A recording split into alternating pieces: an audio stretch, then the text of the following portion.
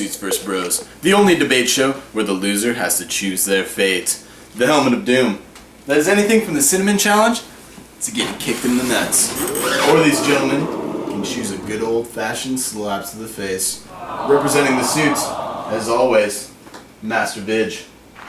And the Bros, Stan the Man. On this episode, we're going to be talking about Johnny Manziel, Johnny Football, the Legend of Golden Arm, in real life, the Golden Boy of Texas A&M. Gentlemen, let's put 60 seconds on the clock. First question, how far can Johnny Football take A&M? And do you think he can win another Heisman?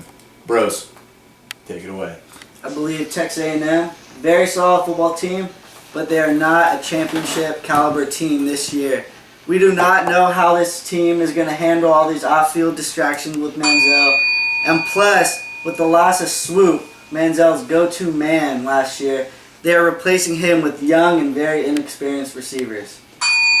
Those young and inexperienced receivers you mentioned, one of those would be Ricky Seals-Jones, number 5 prospect in the nation, 6'5", 230-pound man-child on the field, runs a 4.6, and he is going to help Johnny Manziel not only win a national championship, smack Alabama 2 years in a row, but win another Heisman. It's ignorant to think he didn't get better after last year. Looks like Suits were victorious in round 1. Here on Suits vs. Bros, we do things a little differently. When the Suits are victorious, the Bros get suited up. When the Bros win, Suits get broed down. Round 2. Do you have any qualms with Johnny's off-the-field issues? Hey bro, Suits, go ahead. No, I don't have any problems with Johnny Manziel's off-the-field issues, and here's why. I do not care that he was partying. He's a 20-year-old kid. He's going to do that anyway. He's going to make his mistakes. He's going to learn from them. He hasn't adjusted to the limelight yet. No one expected him to start, let alone win a Heisman. And now for this autograph stuff, this is all just baloney. You do not want that on your sandwich. And this is why. He's coming from oil money. Tens and millions of dollars. Why would he risk his career for chump change? You're saying that it's okay for 20-year-olds to be out drinking, but yet he is the face of Texas A&M football. Why is he going to risk getting in trouble over drinking and all that when he has to play for his team? And yet with the oil money, how do you know that his parents are supplying him with money and that he's not getting all these tickets and other stuff from other people? Well, we don't know, but we have to assume that his parents are giving him money because he's had courtside seats since he was in college. But he's supposed to be a leader on and off the field, right? But yet, that's all we have time for. Well, bros, this is turning out to be a bigger letdown than the time Manti Te'o tried to meet his girlfriend.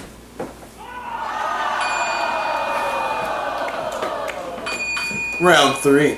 If you were an NFL GM, would you use a first or second round draft pick to pick up Johnny Manziel? Bros, go. I would not use a first or a second round pick on Johnny Manziel because in those earlier rounds you try to find the quarterback that is a high character guy, and right now Johnny Manziel is struggling with some maturity issues and a little bit of leadership off the field.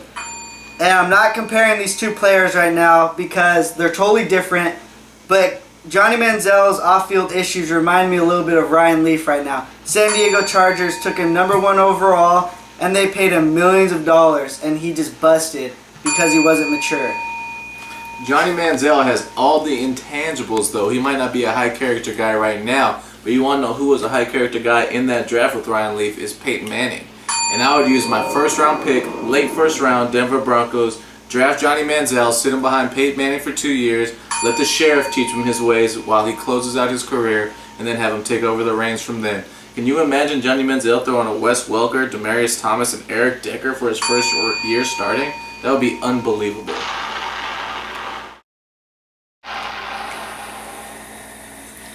Why would Peyton Manning want to pass the torch down to someone who came to his camp, disrespected him, overslept, missed meetings, and allegedly got drunk the night before he left camp?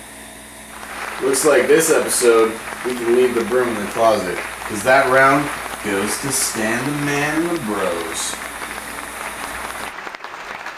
Well, ladies and gents, Suits won this episode, and now the Bros have to pay the price.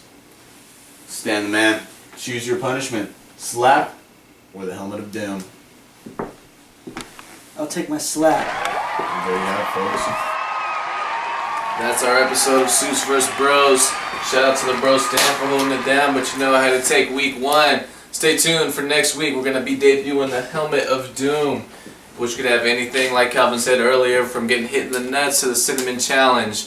Now, follow us on Twitter and Instagram. Should be right around there somewhere. Like the video, share the video, subscribe to our channel. We're going to be posting videos weekly. Now we got to get to the slap. Sorry, Stan.